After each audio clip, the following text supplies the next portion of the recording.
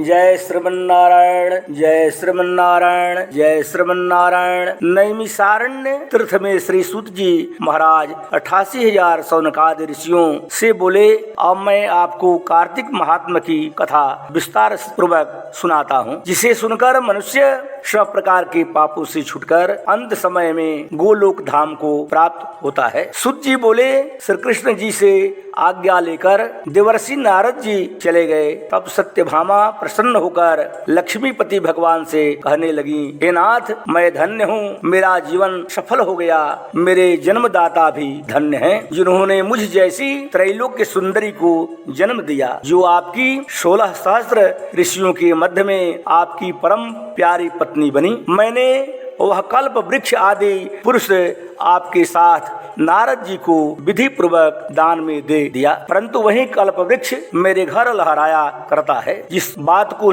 मृत्यु लोक में कोई भी स्त्री नहीं जानती। हे त्रिलोकीनाथ, मैं मधुसूदन, मैं आपसे कुछ पूछना चाहती हूँ। जो आप मुझे प्रिय कहने की इच्छा रखते हैं तो आप मुझे विस्तार पूर्वक कार्तिक महात्मा की कथा सुनाएं, जिसको सुनकर मेरा हित हो तथा जिसके करने से कल्प पर्यंत भी आप मुझसे विमुख न हो। सूत जी बोले कि सत्यभामा के ऐसे वचनों को सुनकर हंसते हुए श्री कृष्ण जी सत्यभामा का हाथ पकड़कर तथा अपने सेवकों को वहीं रोककर विलास पूर्वक युक्त अपने पत्नी को कल्प वृक्ष के नीचे ले गए और हंसकर कहने लगे कि हे प्रिय, 16,000 रानियों में से मुझे तुम प्राणों के समान प्यारी हो। तुम्हारे लिए मैंने इंद्र से तथा देवताओं से भी विरोध किया था। हे कांते, जो बात तुमने पूछी है उन अद्भुत बातों को सुनो। सूत जी बोले, एक दिन श्री कृष्ण भगवान ने सत्यभामा की प्रिय कामना के लिए गरुड़ पर सवार होकर इंद्रलोक जाकर कल्प वृक्ष मांगा।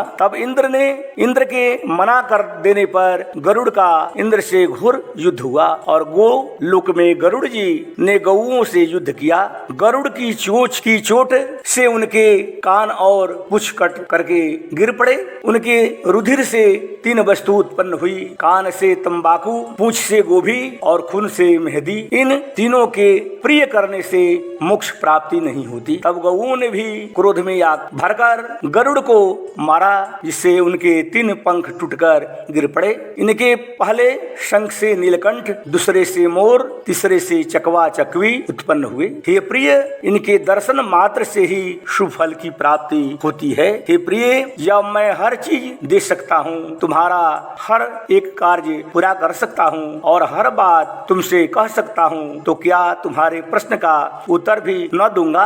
हे प्रिय, जो बात तुम मेरे से पूछो उसका जवाब दूंगा। यह सुनकर सत्यभामा बोली कि हे प्रिय प्रभु, मैंने पहले जन्म में कौन कौन से दान, व्रत व जप नहीं किए हैं, मेरा कैसा स्वभाव था तथा मैं किसकी पुत्री थी और मुझे मृत्यु लोक में जन्म लेना पड़ा। मैंने ऐसे कौन से शुभ कर्म किए जिससे आपकी अर्धांगिनी हुई। अपने साथ गरुड़ पर सवार होकर मुझे इंद्रादि देवताओं के स्थानों में ले जाते हो। तब श्री कृष्ण बोले कि हे प्रिय, तुम ध्यान लगाकर सुनो। जो तुमने पूर्व जन्म में शुभ कर्म किए हैं विस्तार पूर्वक कहता हूँ। तुम उसकी किसकी पुत्री हो कहता हूँ। पूर्व समय में सतयुग के अंत में मायापुरी में अत्रि गोत्र में देवशर्मा नाम का एक ब्राह्मण वेद वेदांत का जानने वाला रहता था। वह रोज अतिथियों की सेवा, हवन और सूर्य भगवान की पूजा किया करता था। उसका तेज सूर्य के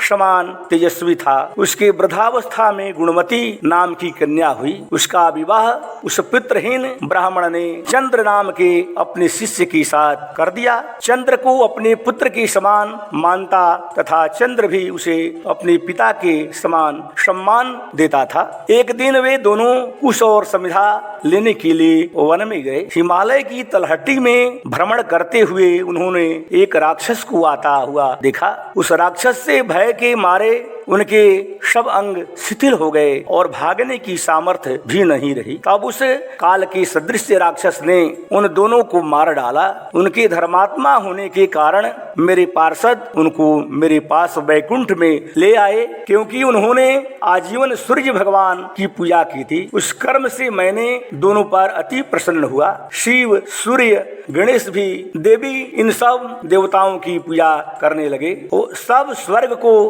प्राप्त होते हैं। मैं एक होता हुआ भी काल और कर्मों के भेद से 5 प्रकार का होता हूँ। जैसे एक देवदत्त, पिता, भ्राता आदि नामों से बोला जाता है। जब वह दोनों विमान पर चढ़े हुए सूर्य के समान तेजस्वी रूपवान चंदन और माला धारण किए हुए मेरे भवन में आए तो दिव्य स्त्री और दिव्य चंदन आदि का भोग भोगने लगे। प्रेम से बोलो श्री कृष्ण चंद्र जी महाराज की जय।